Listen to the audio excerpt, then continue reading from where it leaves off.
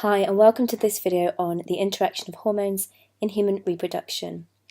First, let's introduce two important endocrine glands, the pituitary gland in the brain and the ovaries. There are two of these in the female reproductive system, either side of the uterus, also known as the womb. At the entrance to the uterus is the cervix, and tubes that link the ovaries to the uterus are called the oviducts or fallopian tubes. The pituitary gland releases the hormone FSH, which stands for follicle-stimulating hormone. FSH, once released, travels in the blood to its target organ, the ovaries, where it stimulates the ovaries to release a hormone called estrogen. Another very important job FSH does is it matures an egg every month in these ovaries. Estrogen, once released from the ovaries, acts first on the uterus, causing the uterus lining to thicken in preparation for implantation. You can see the effect of this on this graph.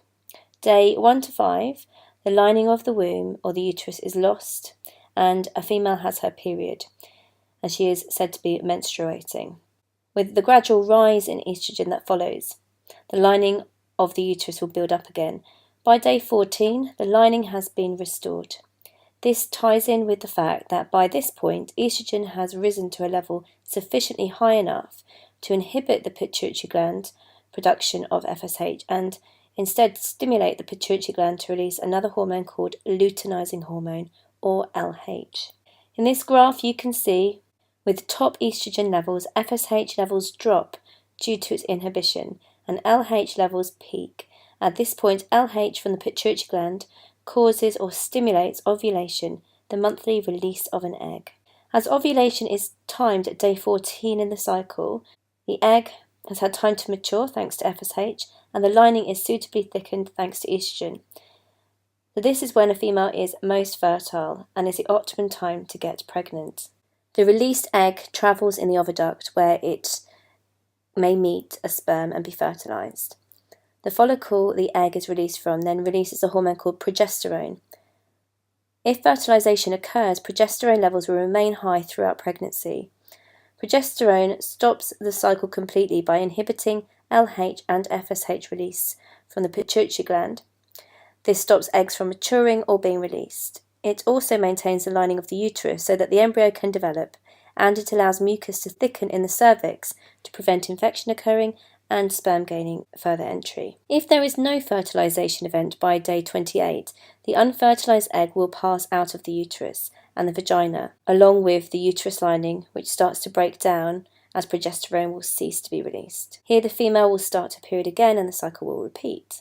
Understanding this process has helped the design of a variety of contraceptive devices. The combined pill and patch is so called as it contains both estrogen and progesterone hormones. Estrogen inhibits FSH, preventing an egg from maturing, and progesterone inhibits both FSH as well as LH, so no egg is released. The mucus at the cervix caused by progesterone stays thick, preventing sperm gaining entry. Unfortunately, as soon as you forget to take the pill just for one day, you regain fertility and can easily fall pregnant, so it's essential that you remember to take them regularly. The combined pill also has several nasty side effects such as deep vein thrombosis, DVT for short. It also increases the risk of breast cancer and increases blood pressure. The non-combined pill, the injection and the implant, contains progesterone only and as a result has less of these nasty side effects. Spermicides are chemicals that destroy sperm and offer some protection. However, condoms, provided they do not tear, prevent pregnancy as well as stop the transfer of a number of sexually transmitted diseases. The diaphragm that is used by females provides a barrier to sperm at the cervix. Neither condoms nor diaphragm have any side effects. Intrauterine devices are implanted by doctors and provide protection for a number of years. Often they also release progesterone to help block the cervix with thicker mucus. Abstinence, avoiding sex completely, is clearly going to work, and for some religions it is the only form of contraception permitted. When couples have decided to stop having children altogether, they can be sterilised surgically. Males have their sperm ducts tied or severed in a vasectomy. Female oviducts can also be tied or severed, however this procedure requires general anaesthetic. In treating infertility, the method used depends on the cause of the infertility. Sometimes the female cannot ovulate due to problems with the pituitary gland. in which case fertility drugs are prescribed. These contain FSH to mature the eggs and LH to enable ovulation. If a female has damaged or blocked oviducts, fertility drugs are given first to mature and release some eggs. These eggs are then collected and taken outside the body, where they are mixed with sperm in a dish in a laboratory. If fertilization occurs, it is referred to as in vitro fertilization, which basically means outside the body, and is often abbreviated to IVF. Any fertilized eggs are then incubated, and 1 to 3 of the resulting embryos are then syringed into the uterus. IVF also comes with some advantages and disadvantages. One massive advantage, which is obvious, is that it enables a person who couldn't have children to have children, so it could be completely life-changing in that respect. But it is a very expensive procedure. It allows eggs to be stored for later pregnancies and is often recommended to patients before they undergo cancer treatment